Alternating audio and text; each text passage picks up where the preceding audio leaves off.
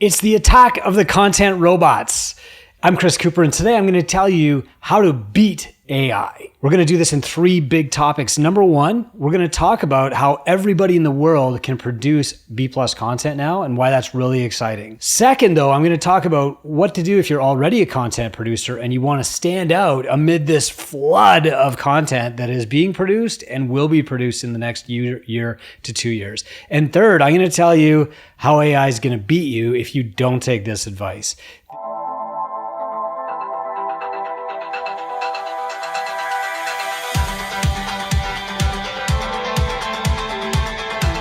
This is businessisgood.com. I'm Chris Cooper, and we content creators live in a miraculous time. We can talk to more people than ever before in history. The power of marketing is astronomically stronger than it's ever been, and our audience for that marketing has no geographical limit. The real foundation of all this power and reach is the content that we produce.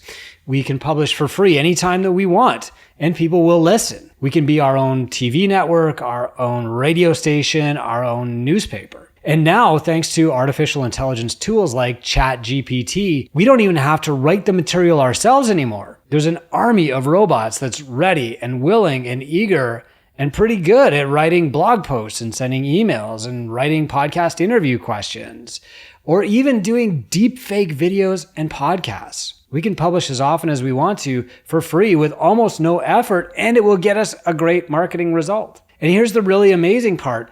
More content is still more important than good content.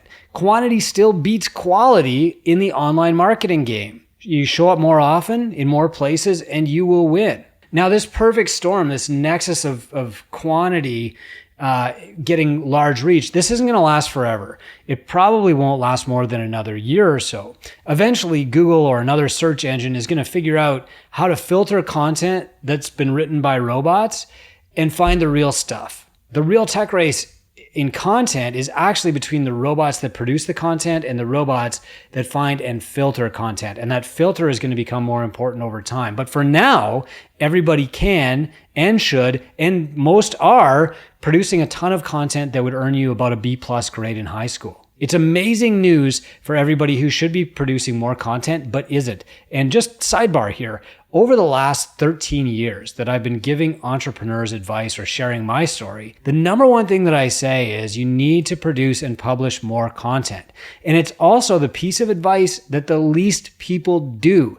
They hear it, they understand it, they get the value, but they still fail to execute. And so now they've got tools that will actually help them do that for the first time ever. It's amazing news for people who are struggling to publish more. But it can seem like scary news if you're already a content producer and you're worried that your hard work is just going to get buried in this avalanche of content online. So here's how to make your content stand out from ChatGPT content and other content bots. Number one way to make your content stand out from ChatGPT and the other content bots, niche down. The narrower your expertise, the less a robot will be able to duplicate that expertise. For example, a blog about the fitness industry as a whole can be written by AI because that's a general topic with statistics and knowledge everywhere, so the chatbot can learn about it. But a blog about personal training studios can probably be done by AI, but not as well because it doesn't understand. The niche is getting narrower. A blog about getting and keeping personal training clients in their mid-40s in Ipswich, Pennsylvania is best done by somebody with experience who lives in Ipswich, Pennsylvania and has a personal training studio there and wants to get more clients or knows how to get more clients, right? So like a robot might be able to write a blog post about how a rocket works, but it can't explain how it feels to be strapped into the seat at liftoff. The more specific your experience and the narrower your audience, the more irreplaceable you become and the more valuable your work becomes to them. So number one, niche down. Number two, be very specific. Your content should be closer to a checklist than an editorial. For example, Jasper, which is another AI writing tool, could write a broad article about how to keep your clients longer in the gym industry. And the article would give general advice that's like directionally correct, but imprecise. So for example, when I asked an AI engine how to keep clients at my gym longer, it said, give your clients a world-class experience. Well, of course that's true, but what does that even actually mean? right? Not much without specific tactical steps. Real professionals would go a lot deeper. So for example, at Two Brain, my mentorship practice for gym owners, an article on keeping clients longer would include the 5 steps to running a goal review, because we know that goal reviews keep clients longer and we have the data to prove it. And because we've done them thousands of times, we can be very specific about how to do it, like this. So we could say, sit down with your client every 3 months, measure their progress on an in-body scale, have them sit down again, then say, are you completely satisfied with your progress? If they say yes, then you go to the testimonial script. If they say no, then you move to a new prescription script. And of course, we have those scripts ready to go too. Robots can't get that deep because they don't have any actual experience. So number 1 is niche down. Number 2 is be very specific. Number 3, use stories. Stories stick. Leveraging your personal experience pays off again here because you've actually done the thing that you're talking about. So for example, when I'm talking about turning my gym around, I can share a story about sitting on this park bench in this hot afternoon sun, and I'm just like in total despair. And I can describe that rock bottom moment, the readiness to quit, the dejection that I hadn't figured out how to run a business, how I hung my head and trudged back up the fire escape entrance to my kind of grungy gym, feeling absolutely defeated. I can tell that story because it actually happened to me, and a similar story is happening to a lot of the people in my audience. They get to walk up that clanking old rusted fire escape with me in my shoes. And, when I meet these people years after they've read that story, they can repeat the thing back to me verbatim, right? When they meet me at a conference. Robots can't do that because they haven't actually lived it. So first is niche down. Second is be specific. Third is use stories. Fourth is be directive. Tell people exactly what to do. While Google Bard, which is another content creation engine, can write a 700-word blog post on the 5 daily habits to help you focus. And they might even give you some useful advice. You, the expert, can be more specific, right? So like this, you could say, every day, do one thing to grow your business before you do anything else. That is specific advice that I give to everybody in our mentorship practice and everybody listening to this podcast too, because that's actionable. Every day, do one thing to grow your business before you do anything else. No chat engine, no blog robot is going to write that because it hasn't done it. An even better example would be to write, by 5 p.m. today, produce 1 blog post and send it to your email list. Now, this is where a mentor can actually dig into this and think about what they're telling the client as their content.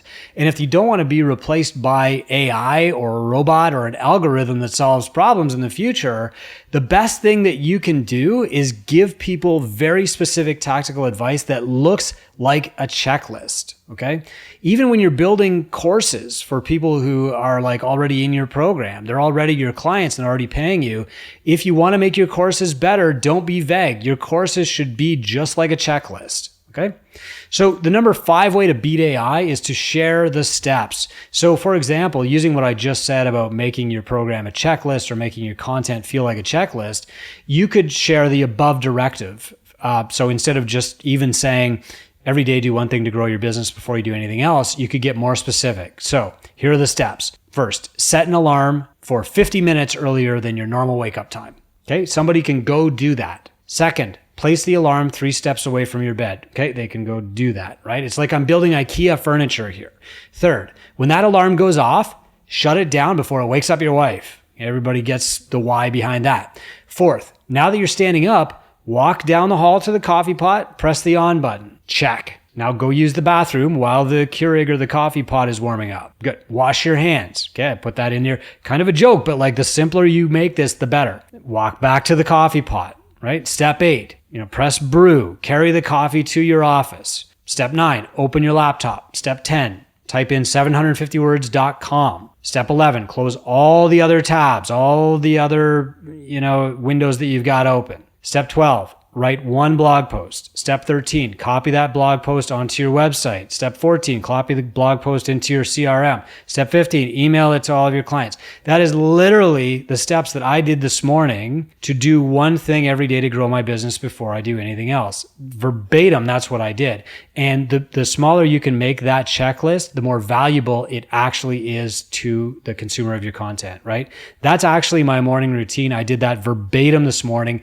Many of my clients, entrepreneurs who face a huge mountain of work and decisions every day, they need this level of detail to get things done. The simpler that you can make your content or your courses or whatever, the more likely they are to get done and for people to be successful at them. So focus on the outcome and make the steps as small as possible to get to that outcome. Your content, again, should be closer to a checklist than an editorial. The sixth way to beat AI is to interview other people. Have them tell their story, share specific advice and all that other stuff that I've already mentioned.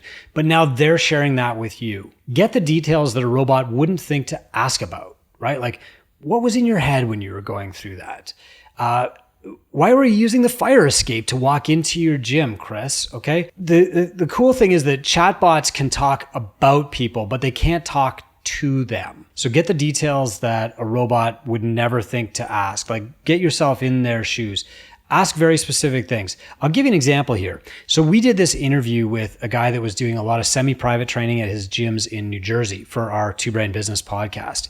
And, at first pass, when he was telling the story, it all sounded like it was really, really simple to set up. But then, because I'm a human and I own a gym and I'm thinking like, how do I implement this? I could ask him specific questions like, when a client comes in for their semi-private program in the morning, how do they get that program? Like, is it on an app? And he said, no, we print them out and we put them on clipboards. And then I could say, okay, I'm imagining this happening in my gym. How do the clients get the clipboards? Oh, there's a slat board with hooks on it. And every morning the clipboards are there waiting for the client. How do the clipboards get on the hooks in the morning? Oh, the first coach in every morning, they print out all the client programs, they put them on the clipboards, they hang them on the hooks. Now we've got something that's very meaningful, actionable, and that's high value client content for my audience, okay? And then the seventh way to beat AI is to get better. The AI robots are improving their researching and their creative skills. They're already producing content at a B+ level. That means your competitors are producing content at a B+ level too. Right? They're publishing a lot of pretty good stuff. If you want to rise above that massive avalanche of content that's coming, you have to improve your skills at writing, podcasting, and producing video. And that might mean hiring people who are better at those things than you currently are. To start getting better at all of that, pick up the book On Writing Well by William Zinsser. Then find an editor who can turn your pretty good content into great content. Work hard to get your B+ level stuff up to an A+ level. The more valuable you are to your audience, the more irreplaceable you become. Okay. Now I'm going to tell you how to lose to AI, because I promise you, if you're a content creator and you're not doing these things right now, you're going to get buried. Nobody's going to hear from you. You're going to lose all of your power and all of your influence and all of your reach and probably all of your audience. So how to lose to AI and the people who are using AI, right? Because AI isn't out to beat you. AI doesn't care, but your competitors are using AI to beat you at the content game. So here's how to lose. Number one, be vague. Do not be specific. Number two, be general. Talk about trends, right? Like talk about the industry and the massive opportunity in the industry. The third way to lose is to hold back your best advice, right? Like I'll just give people little bites and that'll get them intrigued. And then when they get into my program, I'll give them the real stuff. Give them the real stuff now. Fourth, talk about trends and industries instead of Jack and Mary. Like, don't give specific examples. Just talk about the opportunities and like 50% of clients do this, or like your churn rate should be 3%. Instead, you should say like, here's how to keep Jack and Mary in your gym. The next way to lose to AI is to share your opinion instead of experience. Nobody actually cares about your opinion, right? They want the action steps. So those are 5 ways to lose to AI. Be vague, be general, hold back your best advice, talk about trends and industries instead of Jack and Mary, and then share opinions instead of your experience. I see gym business advice from robots every day, and I see people reading it, clicking on the articles on like Facebook, Instagram, and then they're actually even commenting like, whoa, that's a great article, right? And most of this stuff that's produced by AI is directionally correct, but it's not directive, right? So for example, an article by ChatGPT on how to keep clients around in your gym might recommend you should survey your gym members, right? And nobody would argue with that. It sounds directionally correct, but it's not directive. Like, what do you ask your gym members? And when do you send the survey? And what survey software do you use? And how long should the survey be? And then it's not tactical. Like, what do you do with the results once you get them? Or how do you interpret the answers? What do they even mean? And it's also not skeptical. It doesn't ask, should you do a survey? Why or why not? So for example, in that instance, we would actually say that you should not survey your gym members, that you should find your 5 best. Then we would give the steps to identifying your 5 best. Then we say you book a one-on-one coffee date with those people. And then when you're sitting at coffee, here are the 3 questions that you need to ask them, and you need to write that down. And then here's what you do with what you've learned. Okay. Now, in time, search engines and media platforms will learn to filter the best content. Someday, schools might even teach students how to be skeptical about what they see online, and entrepreneurs will develop the mental filters to help them filter the A+ material from the fluff and maybe even create it themselves. But until then, we have a massive opportunity to stand out, to be better than the robots, to use the AI engines to push us to be more valuable. So start with the tips that I've just given you. Look, if you're an entrepreneur and you're not creating and publishing content, you have just won the content lottery. You will never have a bigger marketing opportunity than you have right now to create and publish content with almost zero effort for free and get the massive reach that's currently available. These things will diminish in reach over time. You'll get buried over time, but right now quantity is more important than quality. However, if you're a content producer, you need to follow the 7 steps that I've given you in this podcast to stand out, to rise above, to differentiate yourself, and to beat the robots. I'm Chris Cooper. This is Business is Good, and I want to see your business double by next year using content marketing.